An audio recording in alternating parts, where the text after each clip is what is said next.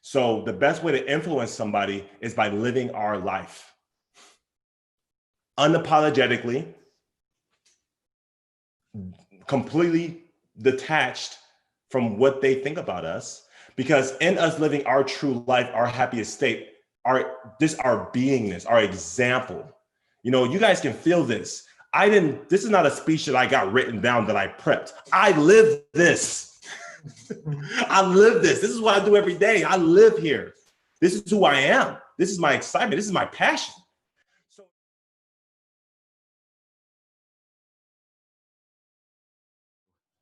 All right. So let's get started. Good morning, everyone, and hi, Alan. Thanks for joining all of us. Alan and I talked, I don't know, a month or two ago. We had a chance to speak a while, and he's just got an awesome story, and he's doing so much to encourage others and change his community, and like so many on this call do as well. And so I was really inspired listening to Alan, and I hope all of you are too. So Alan, why don't you start off and just tell us a little bit about your background and some of those early stories that meant a lot to me, and what inspired you to become the Alan of today.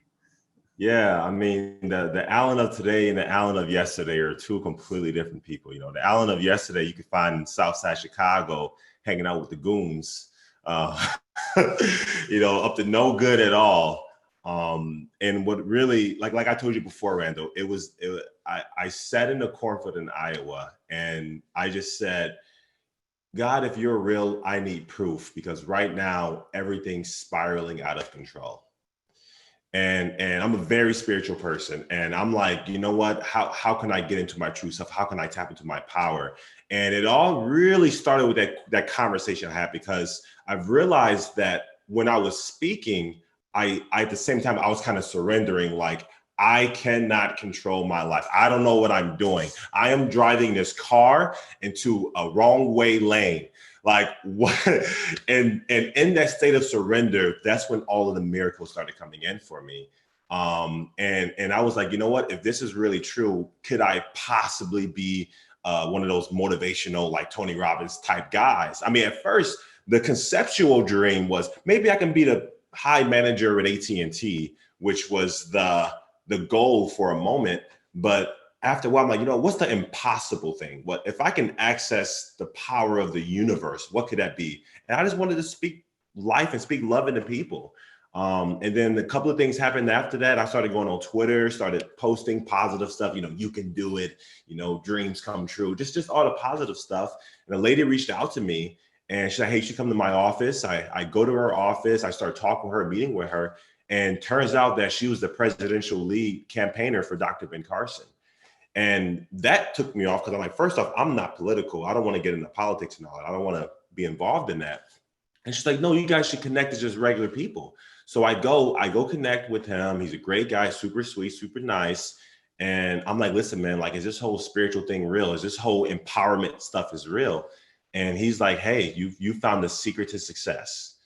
And when he told me that, I felt something in my spine, like, this is what I'm here to do. This is what I'm called to do. And shortly after that, they reached back out to me. I'm talking with them. They was like, you should be our speaker for this event. It was the Iowa caucus. And they forget to tell me that there were 700 people there in the crowd. And also my first opponent, ever public speech, it was Donald Trump himself. And that was my first talk publicly. Before that, it was like in the bathroom with my cousin in the kitchen, like just standing on the counter. Come on, family, let's do something.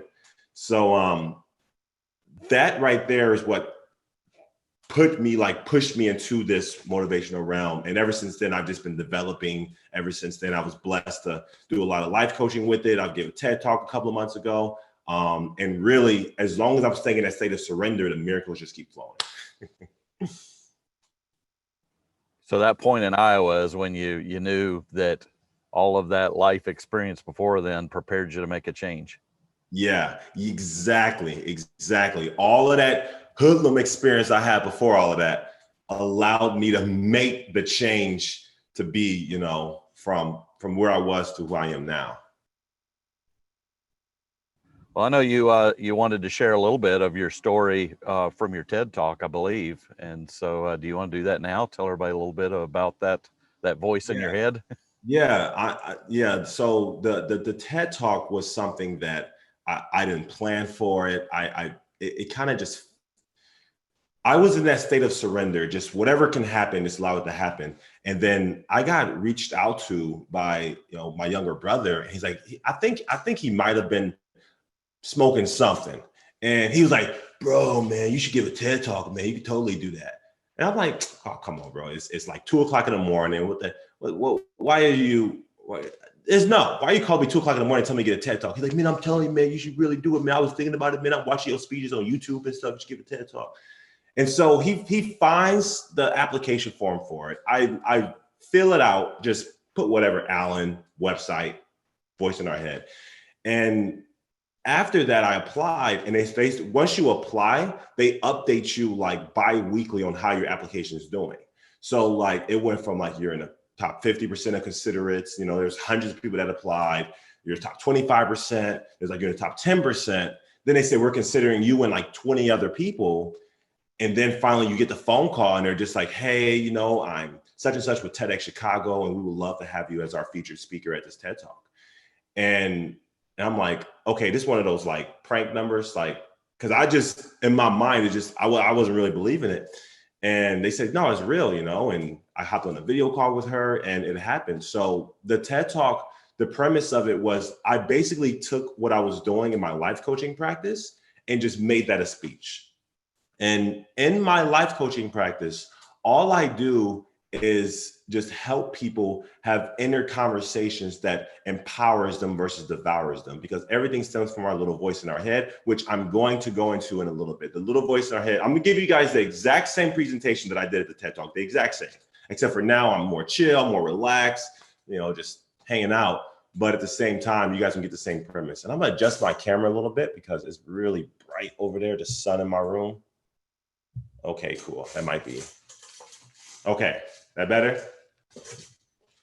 Cool. Yeah, that's great. See you great. Okay.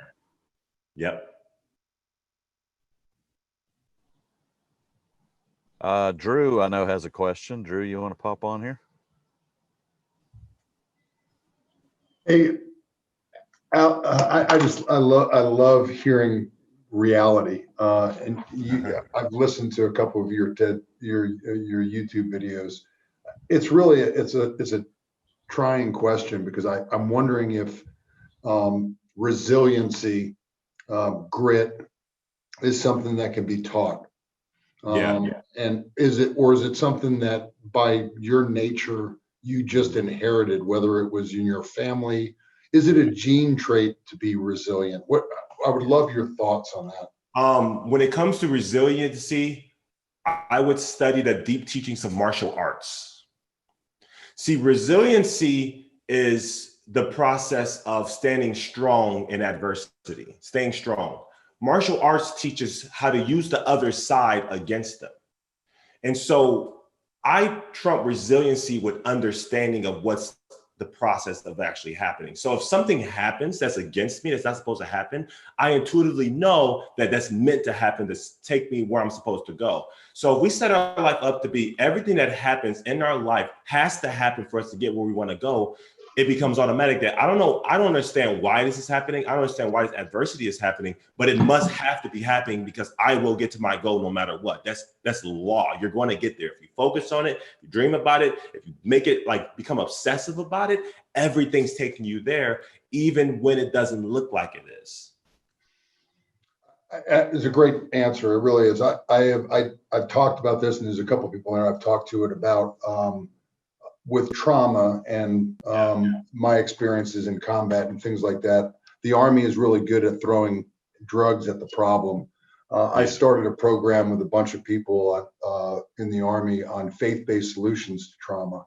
Mm-hmm. So when I hear you talk, the best drug I have ever had, and I've never taken, I just don't like the drugs that the Army offers for anything, is my faith. Using amen. And I say it that way because it was an interesting challenge that we went through in showing people that adversity, overcoming your adversity and letting it define the person you need to be is based on faith. Faith in yourself, faith in something, faith in something else. Yeah. So I really appreciate your comments. No problem. And the next level of faith is a level of knowing where you're so much that you can be grateful ahead of time.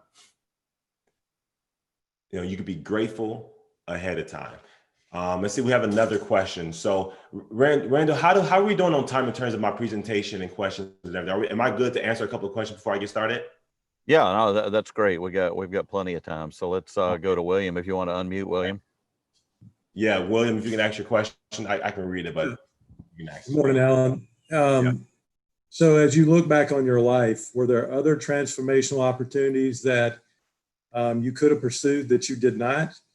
And if the answer to that is yes, what was the difference that made you pursue this opportunity and not take advantage of it, maybe as you have had not taken advantage of other opportunities previous to this? Yeah, see, the thing about it is that a lot of times logically, we consider a lot of different options we can possibly go. But when it comes to aligning our life with our purpose, it's like 100% feeling. We can feel what we should be doing, the highest feeling. For example, I've had times where I was like, you know what? I think I want to be a civil engineer. I want to be a civil environmental engineer. And why am I doing this? Because it'll make my mama proud. My mom would always brag about me. My baby gonna be an engineer. He gonna be a lawyer. He gonna be a doctor, going on and everything. She up in church like my son is blessed. He gonna be all of these things. So my identity was, okay, success means I have to be an engineer or a doctor or a lawyer. When it comes to law, I don't, a lot of reading, which I read, but it's something like that. Becoming a doctor, I don't know. I'm so fidgety handed, and becoming an engineer is so much math when I barely made it do algebra. So for me, all of those things that I thought was supposed to be successful, logically, I'm like, I got to do that. But intuitively in my heart and my feeling, a lot of times our purpose takes us down one deep path, and it's just following that step by step by step. At one moment, it was motivational speaking. Then the next moment, well, I should really become mostly a life coach. And then some time later, okay, now I can see how they come together. When we act on our highest excitement every step of the entire way without any assistance or what the outcome should be, we will be led to our God-given purpose every single time. But the key word is more trust, less logic. More trust, less logic. There's miracles for you that's bigger than you can ever imagine. So don't let your imagination stamp on those higher imaginings than what's there for you. Does that help at all?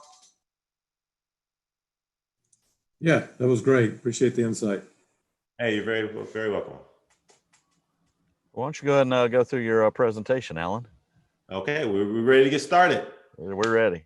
All right, let's go. I'm feeling it, man. I woke up like 5 o'clock this morning. I had that Rocky Balboa music playing.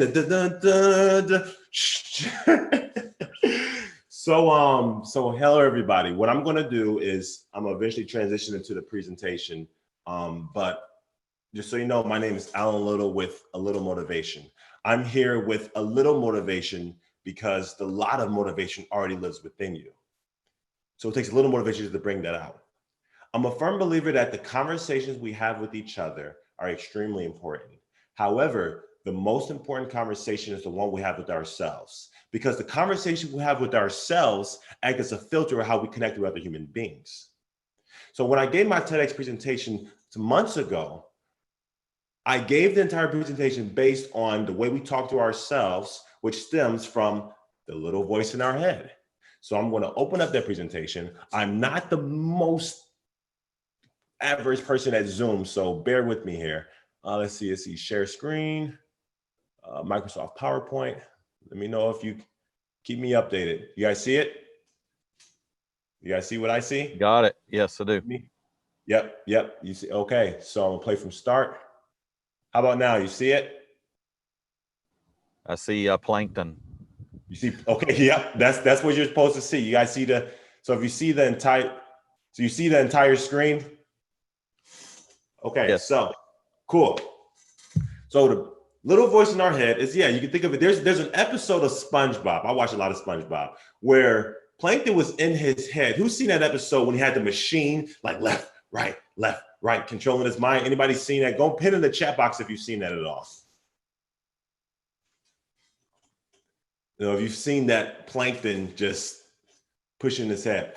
And so we all have a little Plankton, a little voice that's in our head. I'm gonna do something right now, okay? I'm gonna do something really quickly. Watch this.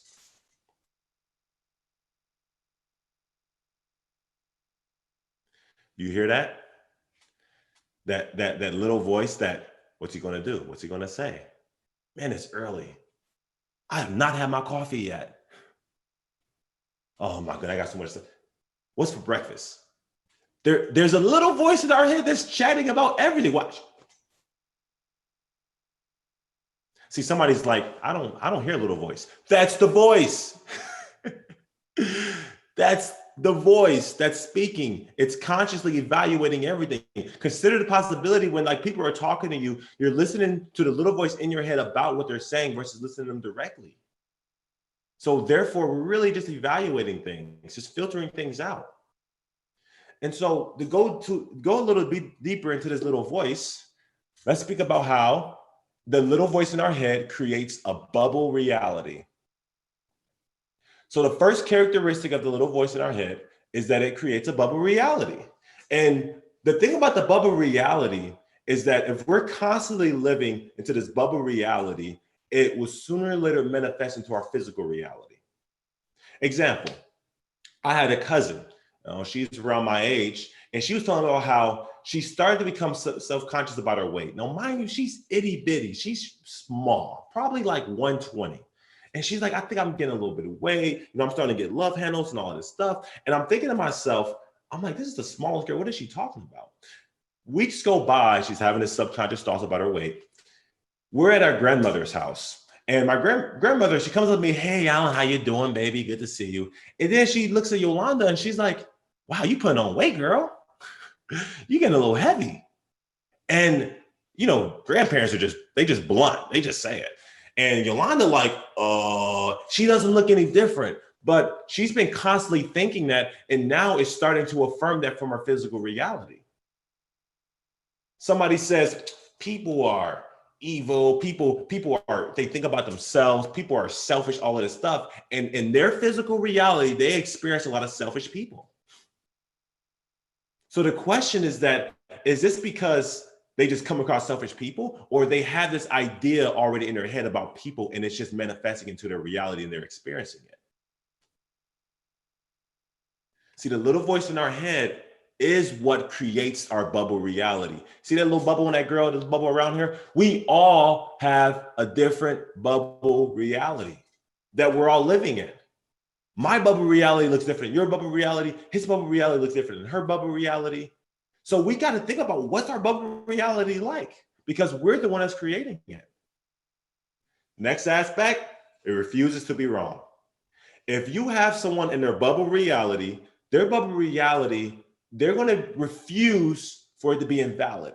So if someone comes up to you and says, you can't trust people, most people you can't trust, and you say to them, you actually can't trust a lot of people, people are trustworthy, they're going to defend it all day. They're going to fight it. They're going to come up with facts from their past. They're just going to always go against. They're always going to argue. People sometimes, get this, a lot of people rather be right than be happy.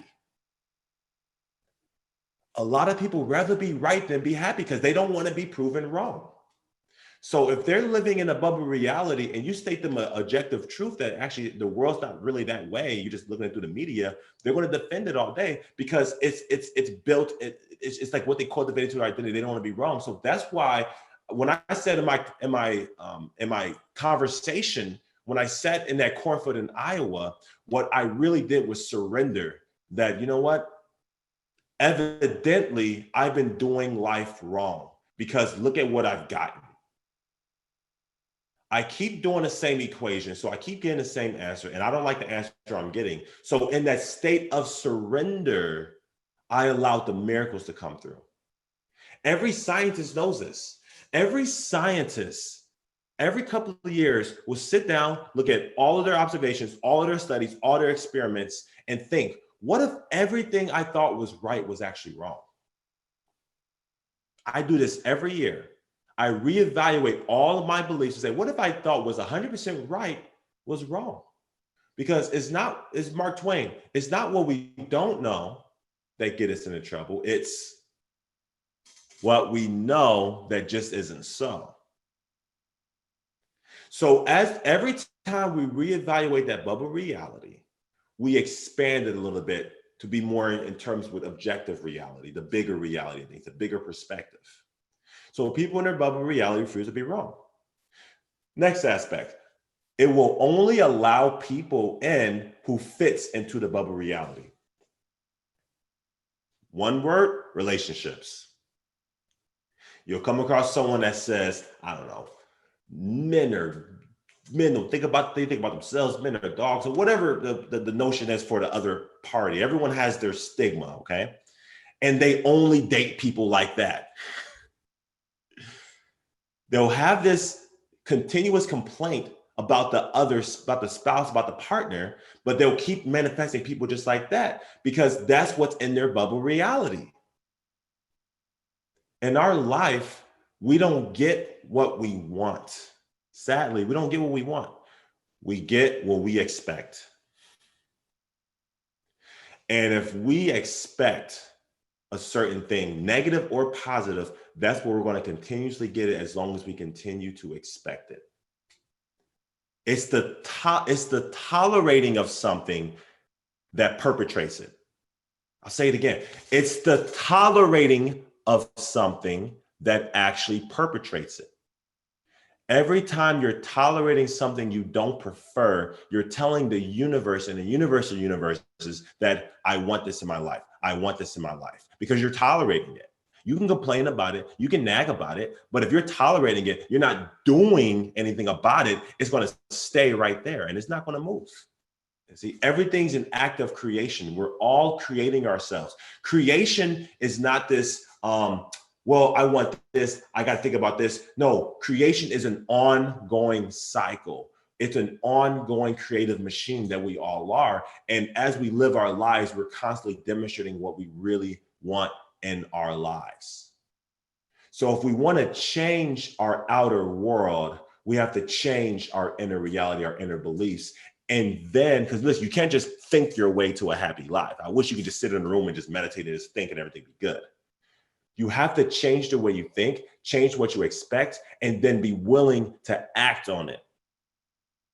The moment you decide that you're going to be surrounded by positive people, you're going to have 2 negative people pop up in your life and try to be friends with you. Why? Because you have to demonstrate that you're going to choose people that's more positive. You have to have those conversations. I mean, what's the point of being positive if you never come across anything negative? There's no positive there. It's what we act against the opposite power that creates our reality. Does that make sense? Raise your hand up if you follow me. Raise your hand if you follow me. You follow me? Next aspect, we should talk about the birth of the little voice. In my life coaching, what I always do is that whenever I'm coaching someone, I go to the root of the issue. Where did it first start? And the little voice in our head, the birth of it is first what we were told at a very young age. Stay away from strange. Well, I mean, I'll give my example from my little voice. I had relatives, which I'm not going to list them, but I've had relatives that say, son, it's the devil's world. It's the devil's world. And everywhere you go, you got to watch out. Satan's trying to get you. You gotta watch your back. You can't trust people. Don't trust anybody. This was like I said, I grew up in the hood, and this is the hood concepts. Trust none. That was such a huge thing. And I'm 5, 6, 7 years old, so I'm thinking that everyone outside of my family, I can't trust. We all have this. We all have our different things that our family taught us. And so this is what cultivated the little voice. And then the next aspect is that we have experiences that affirm what we were told. So someone says, Alan, you can't trust people. You can't trust people. In elementary school, I had a deck of Pokemon cards. And I'm telling you, I had Raichu, I had Gyarados, I had Charizard, I had all of the best Pokemon cards. And I used to walk around with my deck. I had the plastic pack over the cards, to protect them, holographic, all of that stuff. And there's this guy named Terrence. And Terrence said, hey, man, I heard you got a good deck, man. Let me see what you got. I'm like, yeah, man, I got the Pokemon cards on deck, man. Check this out, man. I whip out the deck. Just like that, got the deck out. I'm showing them cards. Yeah, look at this, look at this. Terrence like, that's dope, that's dope. Terrence snatches the cards and runs. And he snatched my Pokemon cards. And I'm on my knees like, what?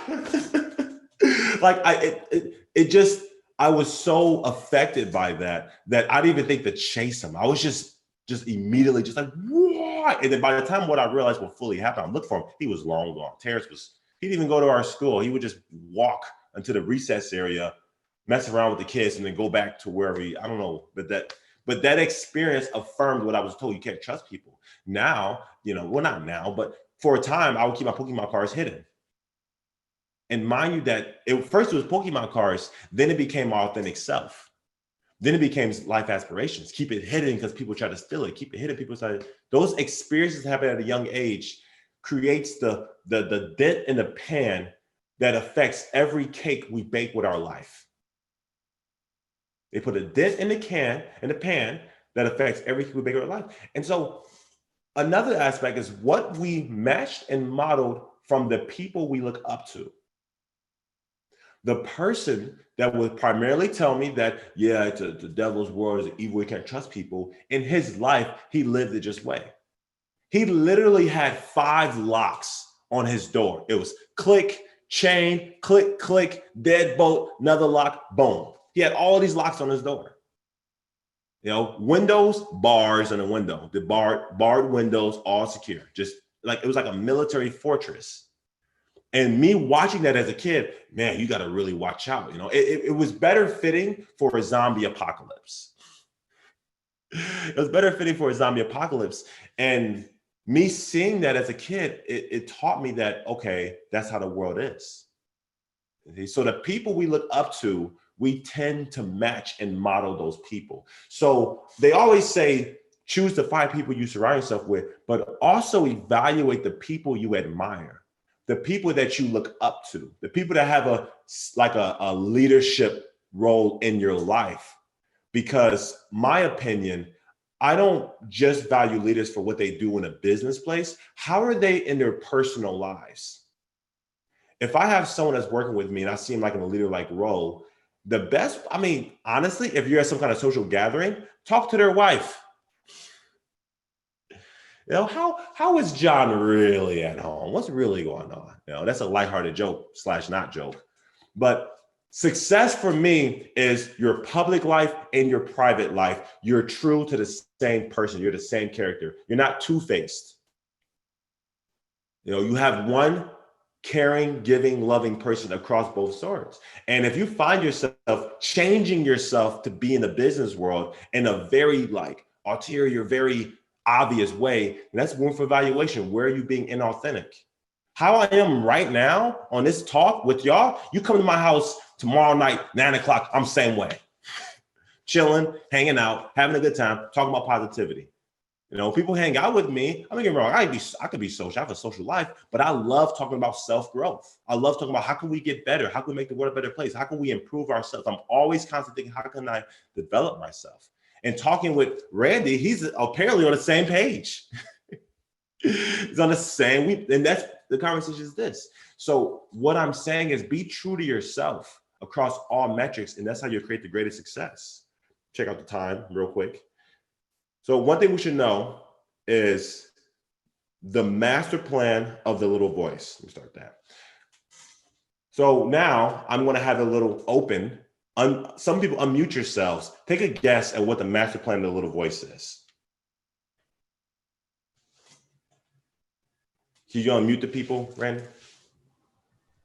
Yeah, you should be able to unmute yourself.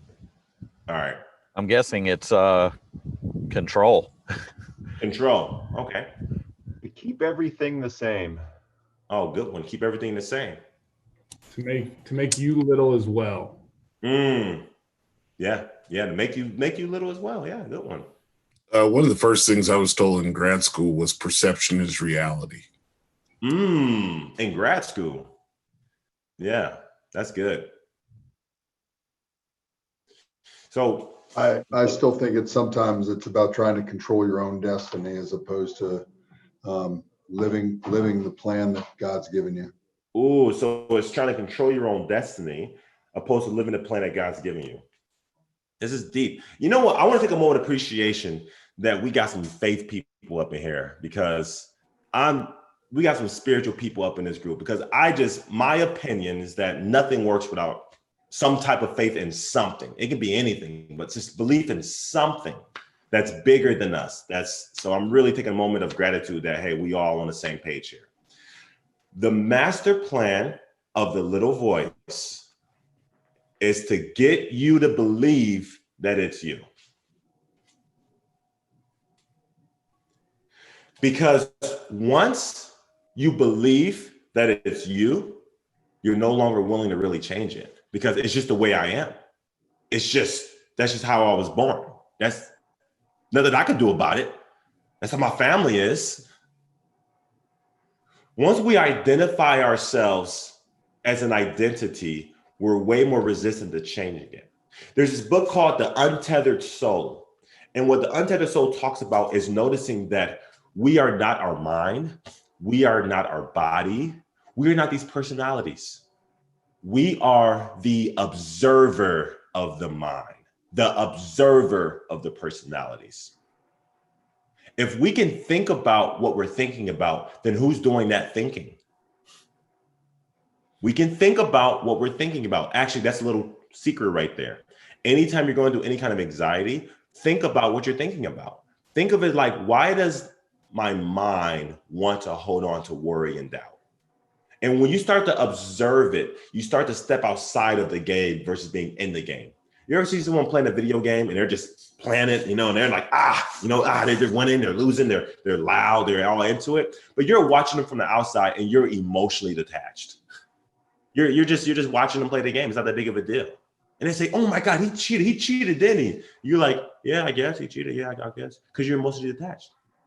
See, that's the same thing in life. When we learn how to detach from the game, play it, but be detached, emotionally, we can be very neutral, we control our emotions, very in alignment, very at peace.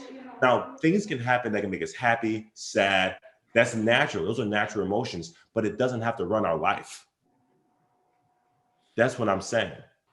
So when the little voice tries to get us to believe that it's us, we're resistant to changing it. And that's something that can go on and on and on and on and on.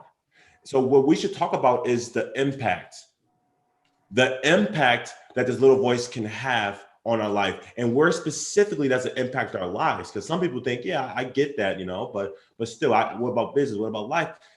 Relationships. How many times have we known something about someone else, or we known something was going to happen, but we act from that place and it turns out it wasn't true at all? There's a story about a little boy who would walk to school every day, about a little bit less than a mile. But what he would do is that he'll start walking to school, and he knows that these neighbors got this new dog, protection dog. It's a big, nasty Rottweiler, huge dog, like 80 pounds. And so the boy sees the dog, it's like roof barking. The boy walks the opposite way. He walks the opposite way and goes an extra mile around that block to get to school. So he ended up walking an extra mile or two to go to school. He did this every day for weeks. And then after a while, he's like, you know what? I'm sick of being scared of this dog. I want to get to school on time. Skip this. He starts walking to school. The dog's there. The dog stands up, looks at him. He just turns around and walks away. Next day goes by. He's walking. He sees the dog. Dog, he's like, goes away. Third day, sees the dog, starts walking. This time he starts to walk up to the dog. The dog, woof, like a loud woof, and he gone. Fourth day, yeah, you know what? I'm gonna get a baseball bat. And when I see that dog, I'm gonna clop it on his head. That dog on the head. A little abusive, but the animal people are like, oh my God, what is these stories going on? So he gets the baseball bat. He sees the dog. He starts walking. The dog's barking and everything. And then he goes for the baseball bat. The dog's about to go bite him. And he holds the bat up and he notices the dog didn't have teeth. The dog had no teeth. It couldn't bite him. And so all of those weeks he was doing that based on a dog with no teeth. Our fears don't have teeth. They may embody the dog. They may be huge. There may be a possibility, but ultimately they can hurt us. Our career / school. The little voice in our head has an effect on our career and school. How are we in our career?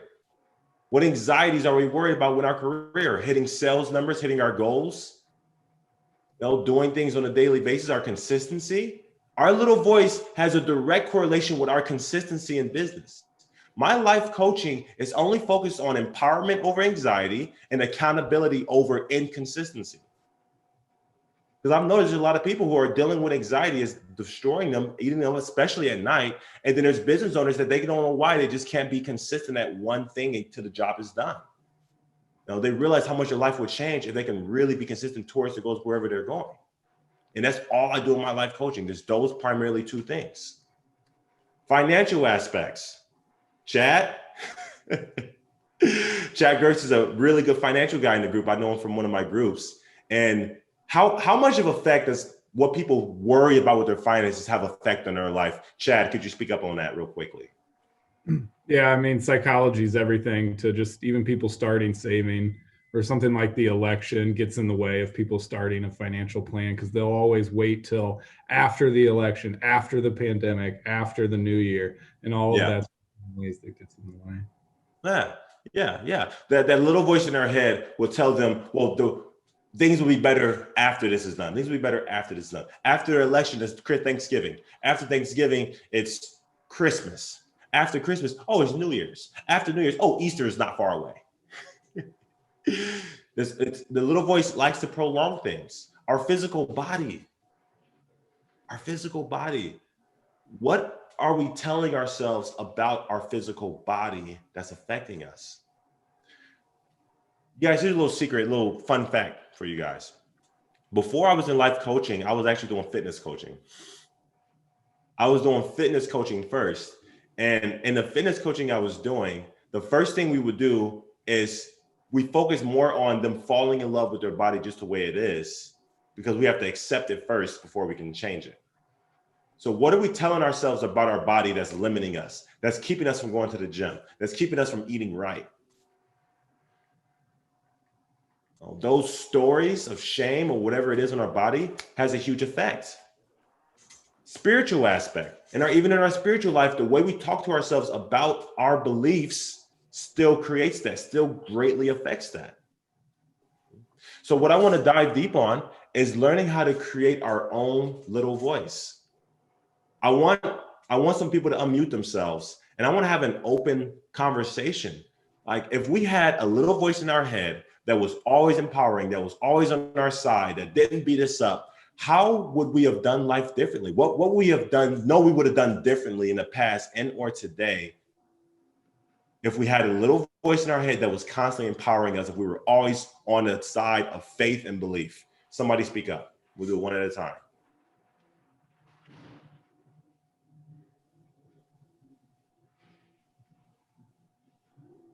This is open for anyone. I would say, Alan, take more risks. I think I'll speak for myself. I'm pretty analytical, but sometimes I succumb to paralysis by analysis. Mm-hmm. I think if that little voice was more empowering, I think, maybe I would put myself out there more, take more prudent risk, dare I say. Yeah, Mike, I want to acknowledge you for being vulnerable about that. That's real. That's real. So, Alan, if I could chime in, I would probably say, remind myself, I don't have to compete with others. I don't have to compete. They're not me. I'm not them. And I am enough. Yeah. You don't have to compete with others. You don't have to be in that world. And you are enough. it'll be a constant. You're enough. One thing real quick, Alan, with going back to the faith thing, one thing that we have to remember all the time is we are finite people, and God is infinite. So when we get restricted to our finite thinking, we have to remember that God is infinite and his thinking is much higher than ours. And so when there's a faith and trust piece in that, therefore we can relax in that, and we don't need to constantly rely on what we think we need to do. Ooh, wait, I gotta stand up and walk around a little bit. I gotta get my, the prayer for you gotta. That was amazing. We are finite beings with an infinite creator. That is, Travis, I acknowledge you. That was amazing. I'd like to add a little. I really like what Travis just said, but I'm gonna also remind. We are fallible, and I say we are fallible. We're also our inner voices have a tendency of just beating us down way more than our outward voice. We got to have confidence to sometimes overcome our own little voices. I think somebody talked about confidence a little bit, but when you add the fact that we are fallible, we're going to make mistakes. Okay, get up and do it again. So that's sort of, I'm sometimes fighting my little voice as opposed to working with my little voice. For me, there's a lot, but and I don't know, Alan, you might be able to identify with this, but as a young man, you learn it's you against the world, especially as a young Black man, and that you have to assert yourself. And so for me, even though I was a man of faith, it was like, I'm going to do it my way and not listen to anybody. And so that it was kind of a be who you are and don't apologize to anybody for it. And, that kind of eventually gets in the way because you don't know how to actually say, hey, I don't know how to do this, or hey, it's okay if I fail. That I'd rather be right than be happy. Very, very great share, Marcus. That was amazing. And you're right. It's hard growing up in that environment and being seen in such a light. We have to constantly fight. So I acknowledge you for that. We have time for one more. I know there's somebody that's on the fence of it. Just do it right now. Just get it out the way.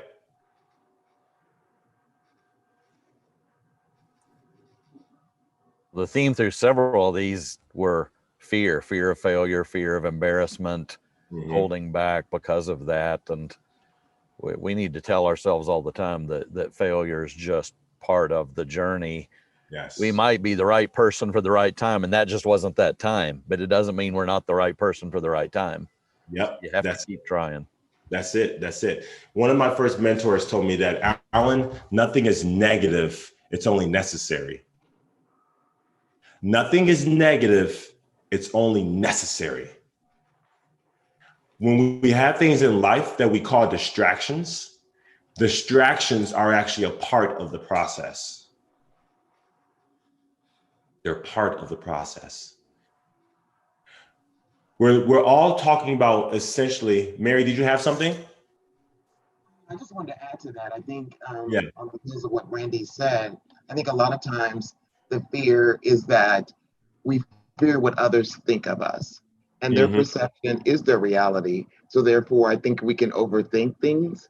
And then in our own head, if you find yourself spending too much time trying to make sure that you understand what someone's perception truly is. Yes, that's it. Very wise words.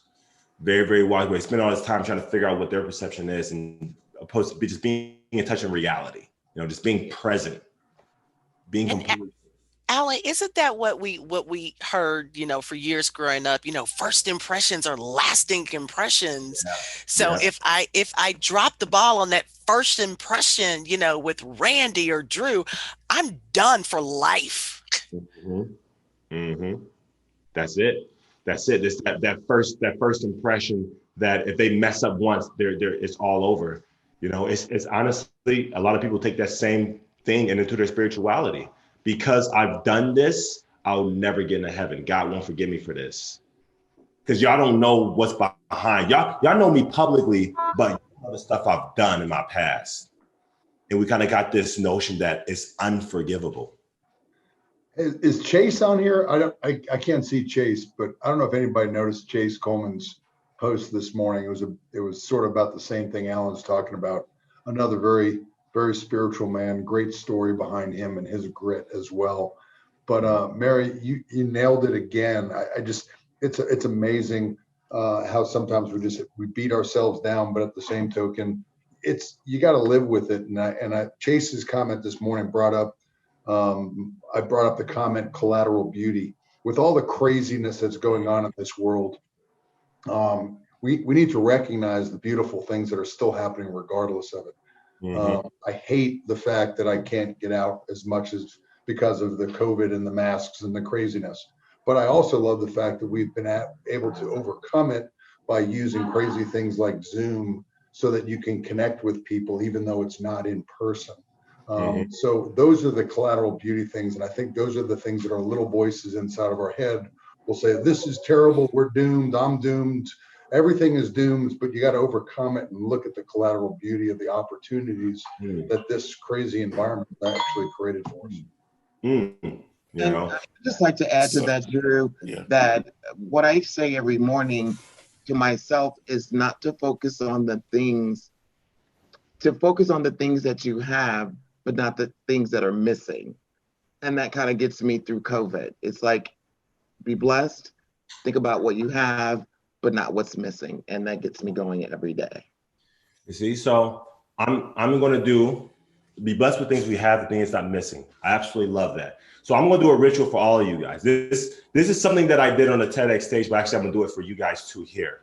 So what I have with me is, what is this?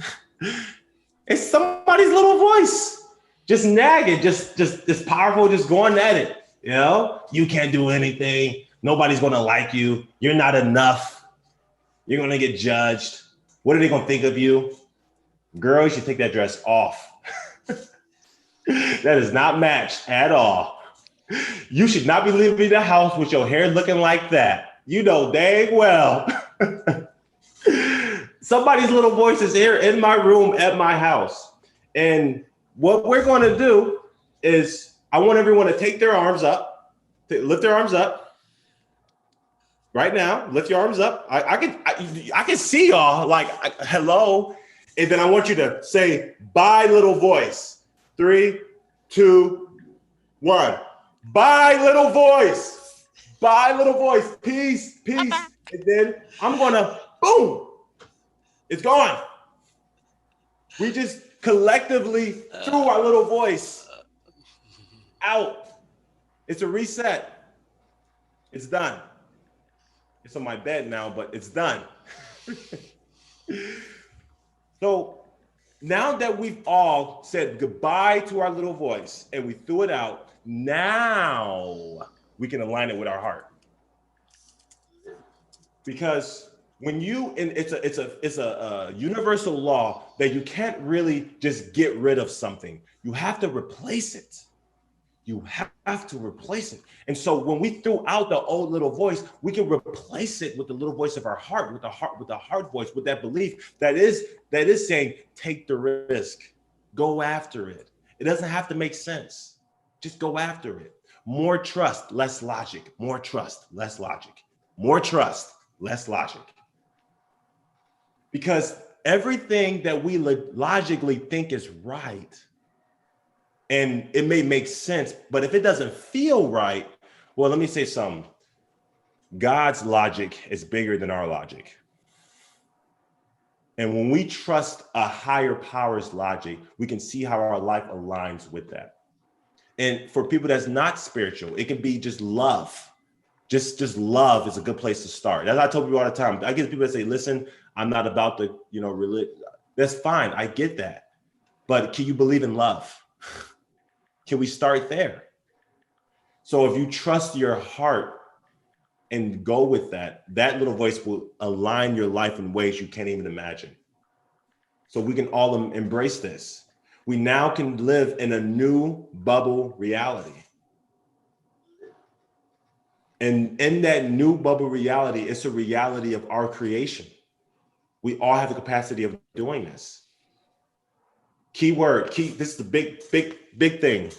The best time to create our day and to create our bubble reality in regards to our day is when we first wake up in the morning.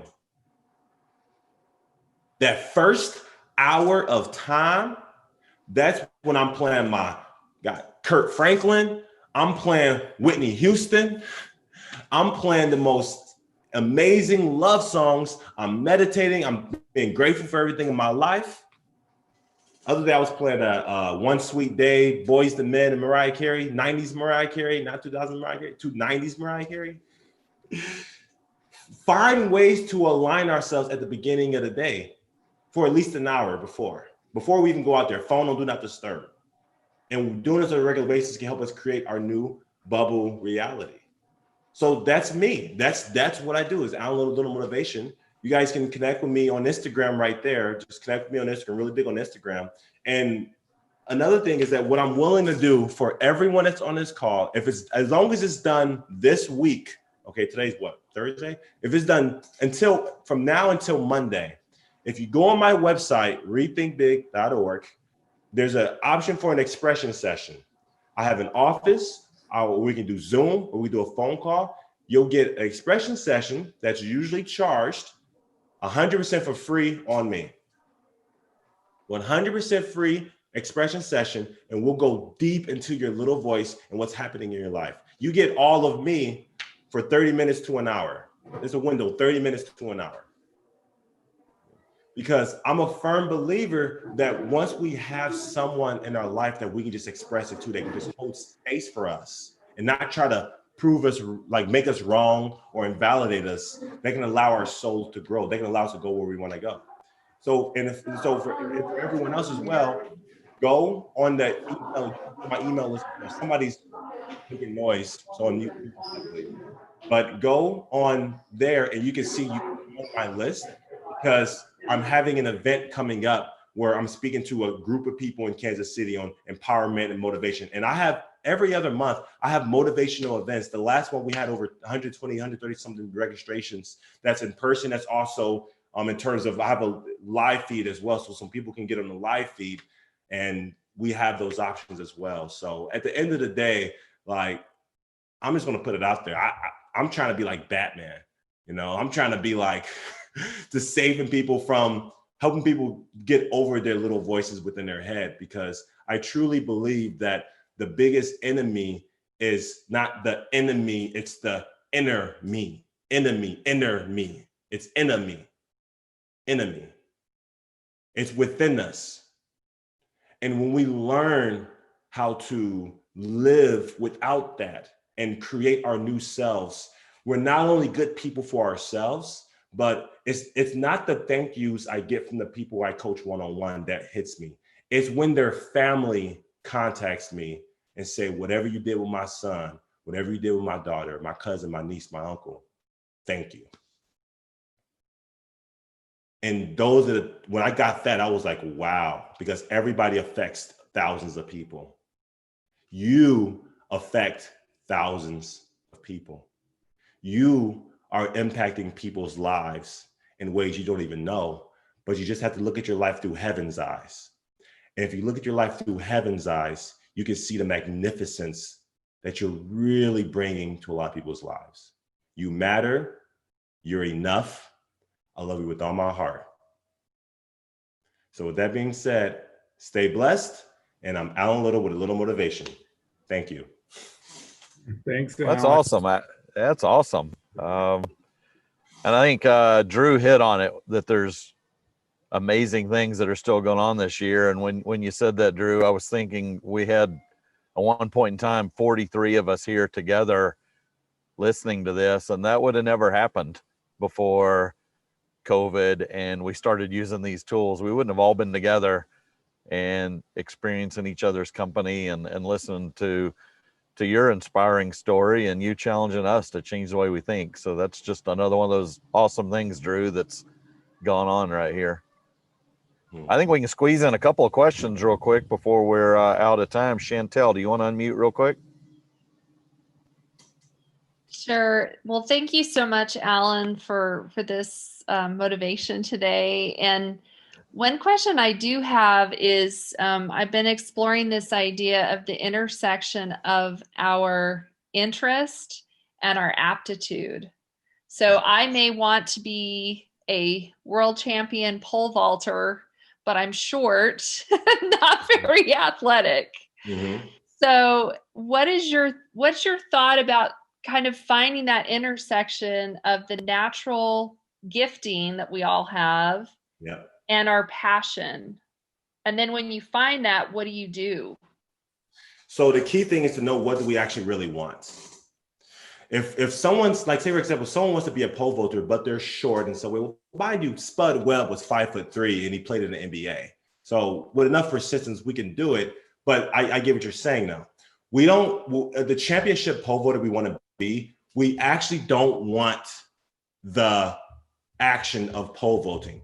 We want the feeling that it's going to generate. And so in quantum physics, it's not about I have to do this to get here. It's I want to get here because I want to feel this. I want to experience this. I want to be a vibration to this. Vibration is just basically feeling. We all are vibrating at different frequencies. So the secret is the best way to get to the feeling of where you want to be if you be a championship pole vaulter is how can you feel that today? How can you enjoy that feeling today? You see, how can you enjoy that today? I mean, I know now I have to train for Olympics and to get all of that, but at the same time, I don't have to put my goal so far away because the true goal is just to feel the amazingment of being a championship pole vaulter. One good way is just hang out with kids. Kids are always in that championship pole vaulter state. They're just so when we have a goal, the way we accomplish that goal is by doing our best working towards it, but also very greatly prioritizing the feeling. Let me show you something real quick. Here's my goals, okay? At the top, it's love God, and then it's motivational speaker, a little motivation. My motivational company is Mainstream, Hollywood actor, best-selling author, world peace. That's what I'm doing with my life. And then I am Disney, I'm little motivation, which means that I want this motivational stuff to be like a Disney movie. Everybody know what Lion King is. Everybody know what Aladdin is. So I want everybody to get this motivation. You feel me? And at the bottom of it, it says goals or better. Goals or better. Because if God has a bigger plan for me than these goals, I'll take that because it probably feels a lot better. So with that or better that allow us to be in a state of surrender, where if there's something better for us out there that I don't know about, I'm willing to embrace it. So don't be so caught up in having to be a pole vaulter because the creator may be trying to line for you to own a part of the Olympics. For you to be a massive shareholder in the Olympics or however that goes. We're trying to find a way to spend a weekend at the beach. Our creator is trying to give us a beach of our own to live on. Or better. Does that help, Chantel? Yeah, those are good ideas. Thank you. Yep. Go to Nomi. Hey, Alan, awesome job. I was just curious, how do you influence people, let's say, like even, your own kids, to be more in the growth mindset always and not to have a fixed mindset? And how, even if it's not kids, how do you influence adults to be better version of themselves? By being the best version of our own selves and allowing them to join us if they want to, or if they want to go a different way, then if they can give us the freedom to be ourselves, we can give them the freedom to be themselves. So the best way to influence somebody is by living our life unapologetically, completely detached from what they think about us. Because in us living our true life, our happiest state, our beingness, our example, you know, you guys can feel this. This is not a speech that I got written down that I prepped. I live this. I live this. This is what I do every day. I live here. This is who I am. This is my excitement. This is my passion. So if you guys live it and be it, and don't get me wrong, I love all of you guys. But if you guys walk away from this and you're not like, yeah, I don't really feel motivated, guess what? I'm still going to be motivated. I'm still going to do my thing.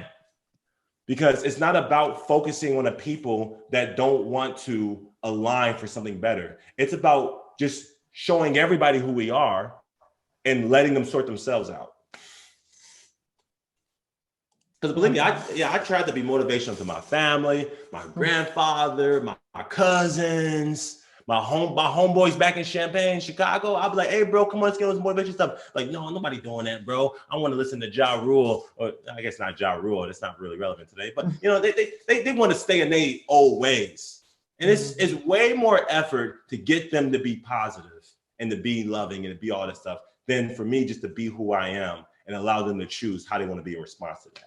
If they ask, I'll help, but I'm not going to shove it down their throat. Perfect. Thank you. Let's get one more question in from Michelle.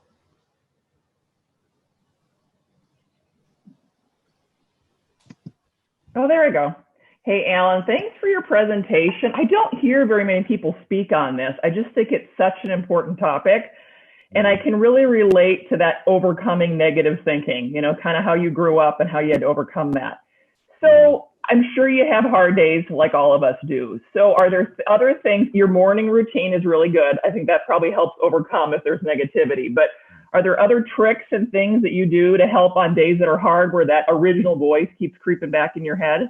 Yep. So there's a lot of them. So when that hard day tries to come, here's the thing, let it win. This is martial arts. Like, you know what? Today's a negative day. Today I'm sad. Today I'm upset. And you know what? That's okay. You win today. Because the little voice just wants to be validated. Mm-hmm. Every time we try to be like, you're wrong, this isn't good, we're actually adding a level of guilt and shame on top of the negative thoughts already. So it becomes layers of negative energy. Mm-hmm. So when that negative energy, negative thought comes up, just sit back and be like, I give up. You win. You win today. Mm-hmm. Mm-hmm. And it feels validated. You can't argue with somebody that, you know, it's just like, okay, you win. And it diffuses. So it's the acceptance. The acceptance helps kind of alleviate that. Acceptance. I actually have a routine for when I have a negative day and it kicks my butt. I sit on the couch. I get some DoorDash, I order some Mexican. And I'm like, you know what? If I'm gonna be in a slump today, I'm gonna enjoy this slump. I'm going Fresh Prince of Bel-Air. HBO Max has Fresh Prince of Bel-Air every season. Season 3 of Fresh Prince of Bel-Air. That was a great show. You watch Carlton do that, your slump ain't gonna be so bad. You in a slump, but Carlton, he gonna keep on dancing. That's Carlton. So learn how to enjoy the slumps. Learn how to enjoy the negative voice. Learn how to just let it win. And I promise you, the faster you accept it, the faster it passes. I promise. Good advice. Yeah. Well, I can't imagine you having a bad day, Alan. I don't know what that would look like. It's probably still way up there. So this was awesome. This was a great experience. I know I'm walking away excited and motivated. I can't imagine anybody's not impacted by your challenging words and thoughts and inspiration. And thank you. Keep doing what you're doing, man. It's beautiful. You're making a difference. I know. I appreciate that. You know, now I really want to say that, like, some of us, we have those trying times in our mind, but we feel very alone. We feel like it's just us. We feel like we're the one positive person in our life. And with that being said, I invite you to go to the website, book a session with me, because sometimes it takes just one person outside of us that's just positive, like that just gets us, that just understood, that can allow us to stand firm in it. I've had 3, 4, 5 different coaches throughout my life because I realized I was the only person that got it, or I had traumas that was too big to talk about with just anybody, you know? So, I mean, it's completely free. Like, take advantage of that. You know, I literally cleared my calendar for the next week for this. So I ain't doing nothing anyway. So like, y'all might as well. Like, I'm here. All right. I'll email that out to everyone so they have that contact info for you as well, Alan. Thank you. Thank you. You know, it's, hey, if they'll do that, follow me on Instagram to get that motivation, and we good. All right. Well, keep it up. And everybody else on here, keep it up as well. We've all got a lot to do. The world needs people like you, Alan. They need all of us to step up and do big things. So keep it up, buddy. Hey, thank you. Thank you so much. You know, I'm really grateful to be here. This was a great way to start my day. And let's get it. All right. Well, everybody have a great weekend and enjoy this last little bit of nice weather, and hopefully see you again next week. Peace. Bye, guys.